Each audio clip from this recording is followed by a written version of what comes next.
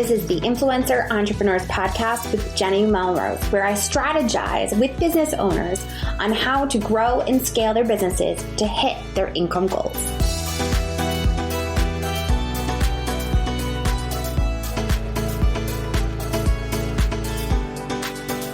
This is episode 207 of the Influencer Entrepreneurs Podcast with Jenny Melrose. Today I'm speaking with Brit Kolo. We're going to be talking about how to use your marketing personality to grow your business. It is an episode that you are going to hear me, once again, share a little bit more of me. Brit is going to talk about taking a Myers-Briggs assessment, which is going to tell you a little bit about my personality. I'm hoping that some of you that are listening are shaking your head because you're either clients or students of mine and definitely hear certain aspects of my personality has come across in my marketing or in working with me in general, just as a person.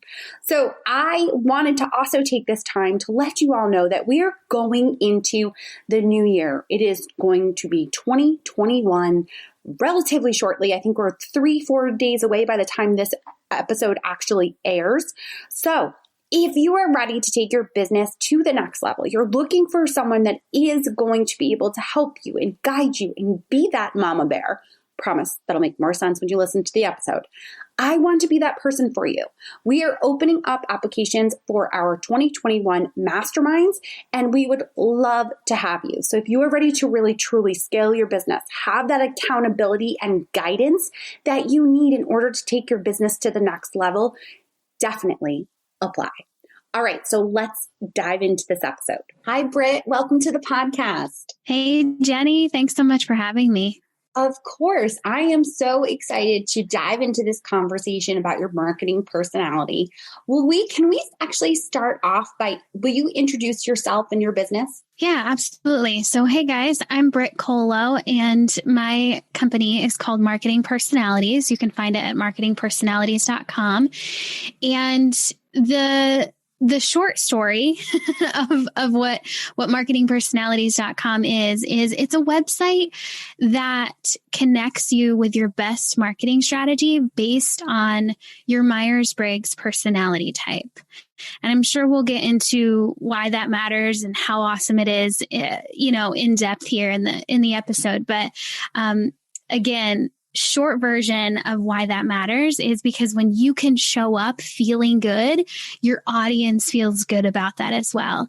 And so then the question becomes, well, what's going to feel good? And I'm sure there's someone out there listening thinking like, marketing? Like, I don't like marketing. No marketing feels good. And the truth is, I'm sure that there is a way in which to market your business that would feel good to you. And the tool that I use to kind of shortcut figuring out what feels good instead of throwing spaghetti at the wall, trial and error, I use your personality type. And based on your Myers-Briggs personality type, I can give suggestions and recommendations and get really super close to what I would expect you to feel good about. And, it's been a couple years now that this site has been out there, and I constantly get emails of like, oh my gosh, how did you know? Like, how did you know that was going to feel good for me? So, and that's the point. When you feel good, your audience feels good. Okay, perfect. So I actually love this because I was a psych major and have taken Myers-Briggs plenty of times. Okay. I seem to always kind of take it every 5 to 10 years, I feel like, because I'm like, oh, my personality has changed a little bit. Let me take it again. But it always comes back the same, shockingly enough. So let's start off. In order to actually successfully market yourself, what do you feel is the very first step? I think you kind of touched on a little bit, but let's just kind of hone in on that. The very first step to marketing from my perspective is to identify what marketing is going to feel good for you, or the person, whoever in your company is actually doing the marketing, creating the strategy and actually doing it. For most of, my audience, and it sounds like for most of your audience, you're not only the service provider or the product creator, you're also at least partially the marketer. And so the very first step is to identify what what's it going to look like for you to show up feeling good in your marketing in order to attract the right clients and customers? And, the reason I think that is the most important is because, I'm a marketing strategist. I can talk strategy all day long, but I really don't think that strategy is what's going to get you from point A to point B, meaning from where you are right now to realizing your ultimate goals. Because again, we could talk strategy all day long. We could talk Facebook ads. We could talk SEO. We could talk Instagram. You name it. But if you don't feel good showing up on that platform or in that way, if it makes you feel salesy or fake, or it just feels overcomplicated and you ultimately don't want to sit down and do that thing that's in your strategy, it's not going to work. Yeah. So that's number one. We got to figure out how to feel good. I love it. And I can think of so many listeners I know that I work in a mastermind with or work one-on-one with that are clients that are shaking their heads saying, oh my God, you're talking to me. This is me. I can't get myself to market on Instagram. I just can't get on there. It doesn't feel right. I can't do stories. So I love that you're giving permission to really be okay with that. So why does our marketing personality matter? Like, why is that? Yeah. So it's really a great starting point for us. So I definitely won't sit here and say your Myers-Briggs personality type is going to tell you that you need to know about yourself and about what marketing strategy is going to feel good for you. It is a super helpful starting point, and I look at it as a shortcut. So, and I've chosen, there are several personality assessments out there. I've chosen the Myers-Briggs Type Indicator because it is considered the gold standard in personality assessments. And it's truly just so helpful without being too complicated, because there are assessments out there that are just too freaking complicated and we really don't need to get that detailed. So what I've done is I've married the world of marketing and personality type, specifically Myers-Briggs. And what Myers-Briggs does to the conversation is it brings in its own framework. Essentially, we look at your 4 letters or your 4 preferences. So if you're listening and you're like, wait, I can't remember, is that my disc or is that my Enneagram number or what is that? It's not either one of those. It's your 4 letters that you might have, received after taking an MBTI assessment. Mine is ENFJ. So that's an example. But you'll have those 4 letters, and once you know your 4 letters, that is telling us a lot about how you naturally prefer to show up in the world. It doesn't tell us everything, right? Like, we can't know that. There's over 7 billion people on the planet, and there are only 16 personality types, according to the Myers-Briggs Type Indicator. So it's not like this is a perfect science. There's definitely some art involved, but it gets us closer. Again, it gets us closer to understanding what you like, what feels good to you, what you just naturally prefer, as opposed to going in without your personality type and just trying a bunch of stuff or trying to emulate what you see other people in your industry doing, or getting into a mastermind conversation and just trying all the things that your loving and well-meaning mastermind sisters are telling you to do. Like, those are the typical ways, especially as online entrepreneurs, we're typically going about marketing, but man, that can get really exhausting. Yes.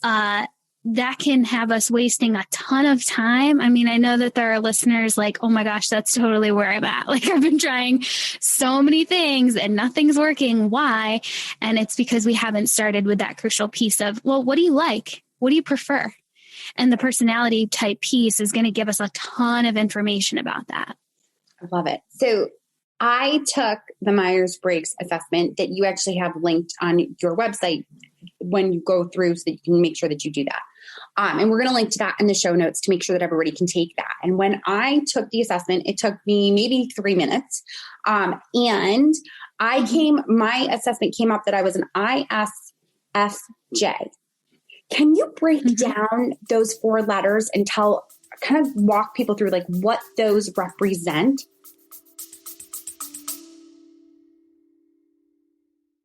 Whether you're a seasoned podcaster or just thinking of starting a podcast, you need to listen to Buzzcast from the folks at Buzzsprout. Here we go! Buzzcast covers everything a podcaster should know, from marketing strategies and how to make money from your podcast to the latest and greatest tech and industry insights to keep you on the cutting edge. Follow Buzzcast by clicking the link in the description or go to buzzcast.buzzsprout.com and keep podcasting.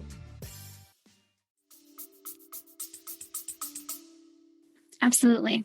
So there are 4 main letters, and for each of your letters, there are 2 options for that letter. So you're either the one letter or the other letter. Now, when I say that, you might think, oh, so I'm either one or the other and I can't, there's no sliding scale here. That would be incorrect. I do believe that there's a sliding scale.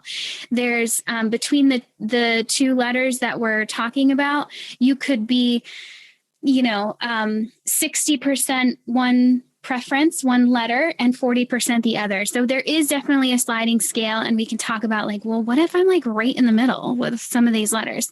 That's okay. That's totally common. We can totally work with that. You're not broken. It's totally fine. So I'll run through all of the letter options. I've gone into detail about this on my site. And then I also recommend, if you're really into this stuff and you're like, oh, I want to learn more about these letters. There's so much about this on my website and also at 16personalities.com, which is where I think one of the best assessments is. That's where I send everyone. Like, if you don't know your letters, go to 16personalities.com, go take that assessment, get your letters, and then come back to me at marketingpersonalities.com and we'll figure it out on the marketing end. So, but I'll at least give you kind of like the brief overview. So your first letter is either I or E. I stands for introvert. E stands for extrovert. This is one that's most commonly known, but I would also argue is most commonly misunderstood.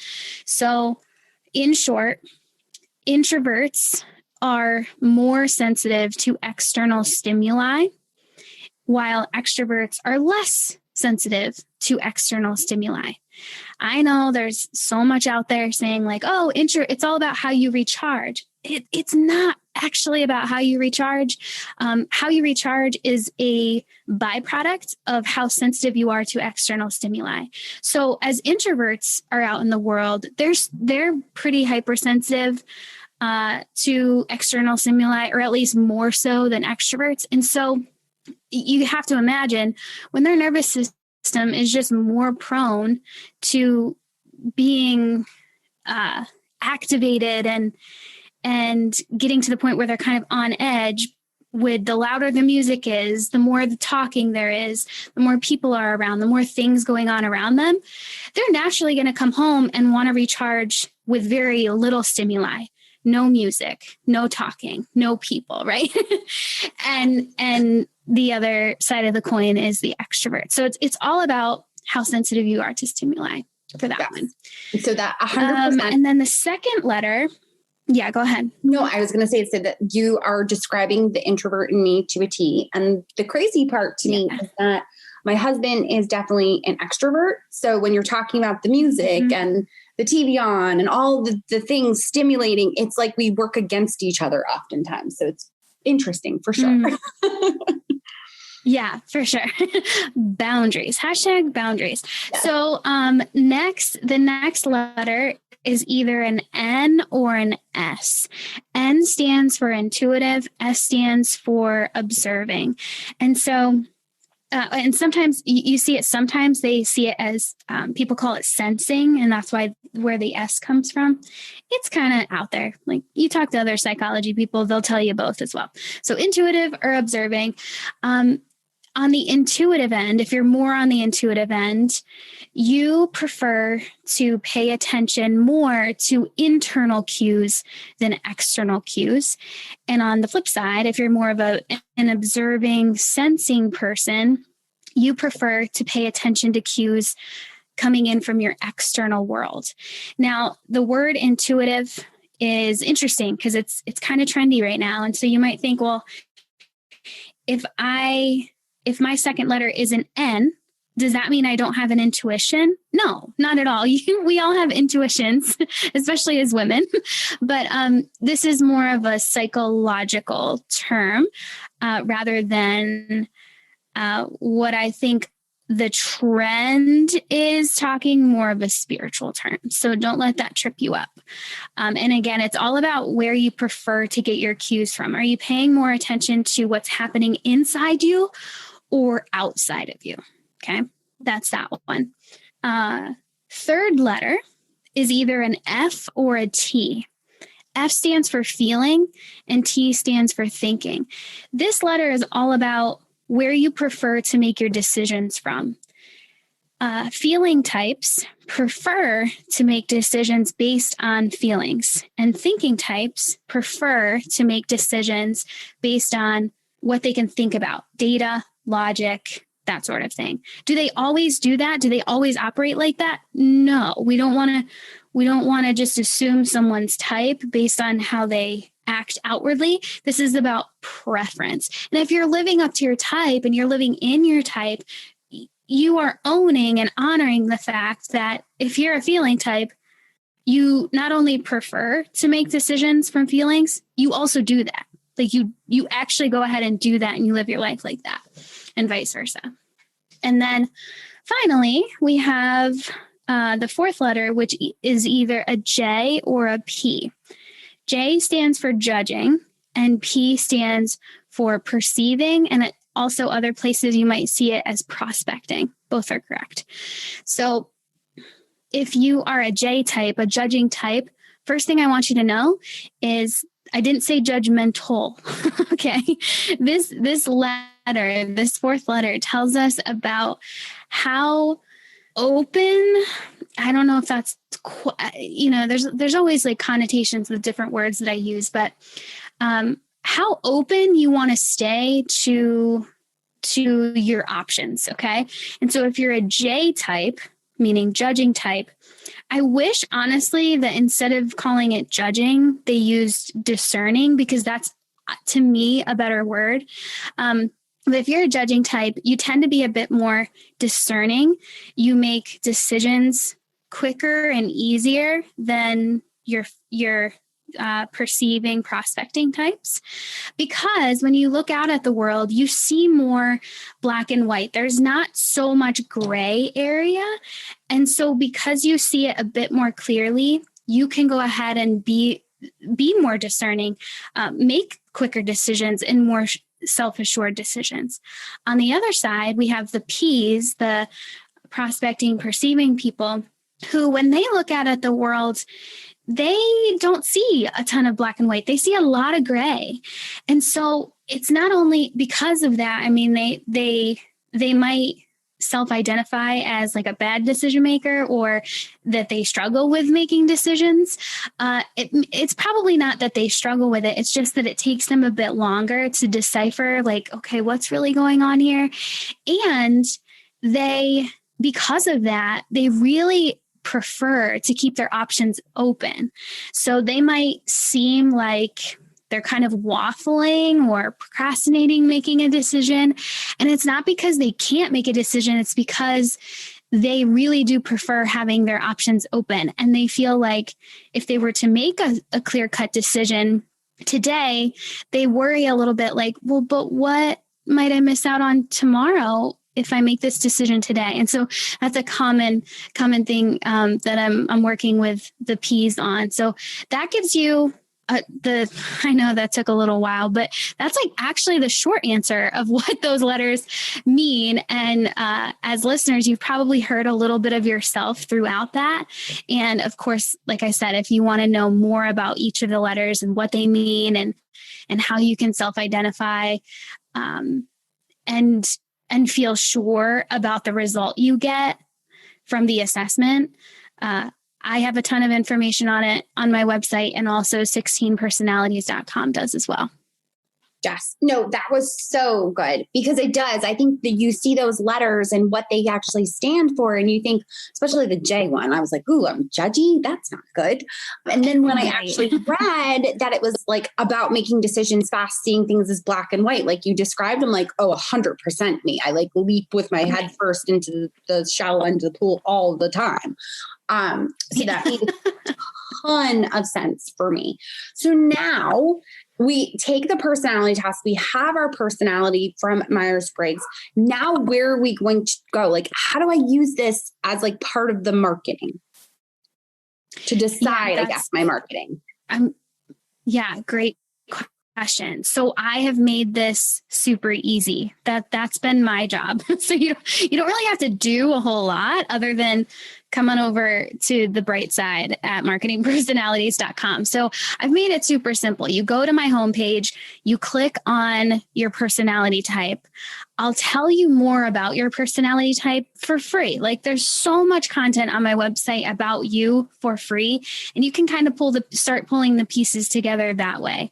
I also have what I call the marketing personality type mini report, and there are 16 of these things. You don't need all 16. You just need the one that correlates to your personality type. But in there, I give you what your best marketing strategy includes and more about what can feel good for you. It gives you kind of that taste tester, and enough to start implementing. And that's, again, totally free on my website. And then for the people who are like, oh, this is good, and I want to know more about the details, like how do I then, if I know I'm an ISFJ and this is my best marketing strategy, how do I apply that to my social media strategy? How do I apply that to my content strategy? What does that mean about my best work style and what kind of content I'm putting out every week or every month or whatever?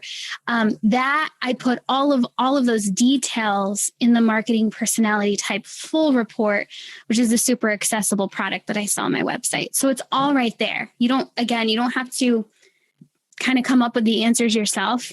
I've done that for you.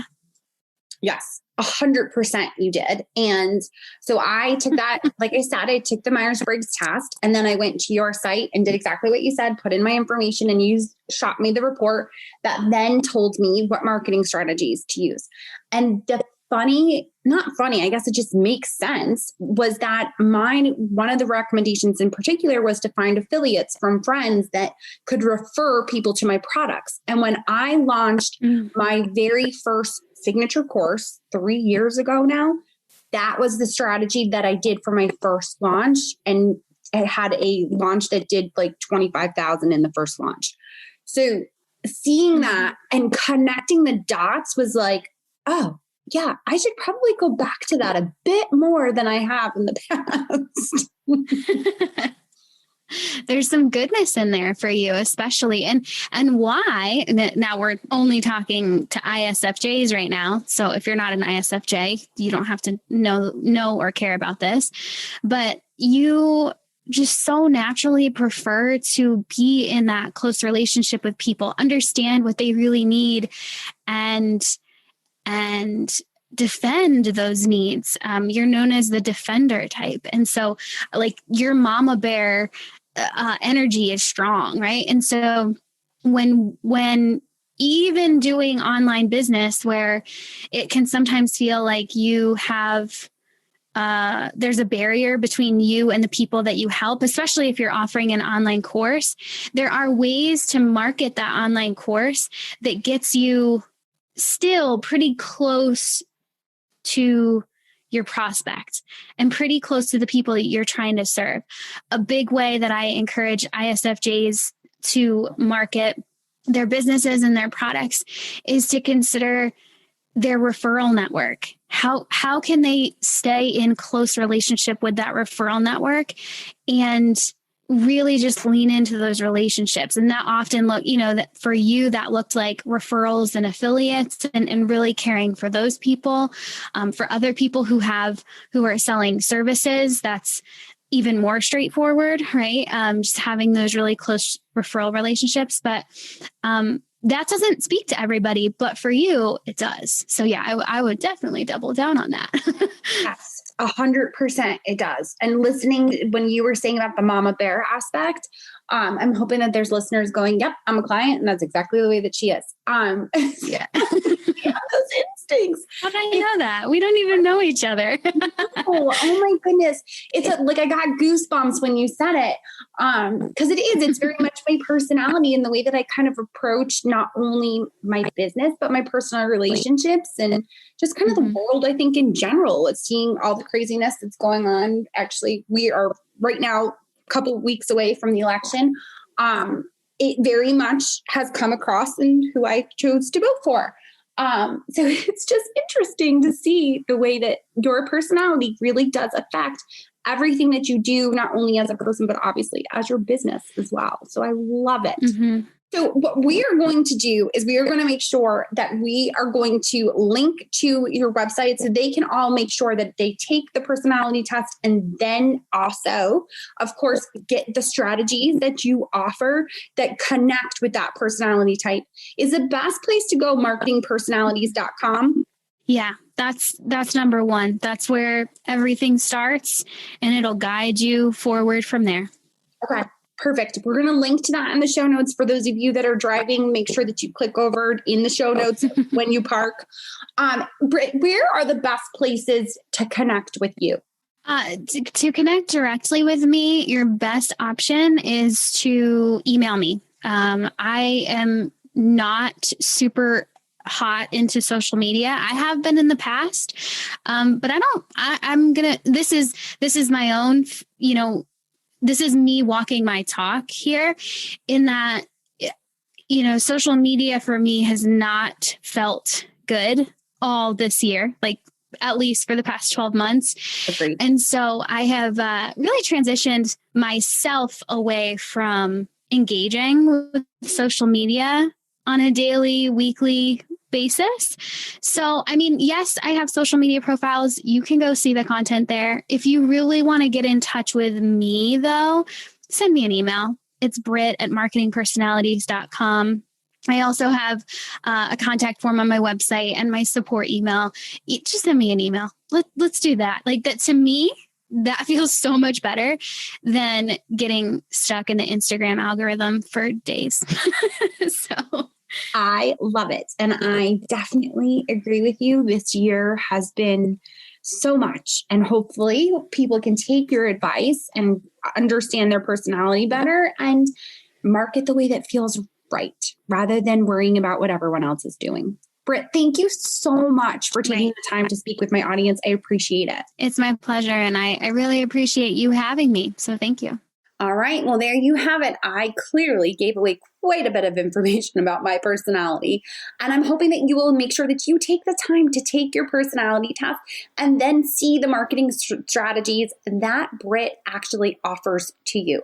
Like I said in the beginning, I would love to have you in my mastermind programs for 2021 as we move forward to make 2021 so much better than 2020. All right, you guys, if you haven't already taken the time to leave me a review on your favorite podcasting app, I would so appreciate it. Leaving a rating and review helps me to be able to find great guests just like Brit to be able to come on and share their knowledge with you. If you are out and about and listening to the episode, take a screenshot, put it up on Instagram stories, and tag me at Jenny_Melrose. All right, until next time, I will see you all then.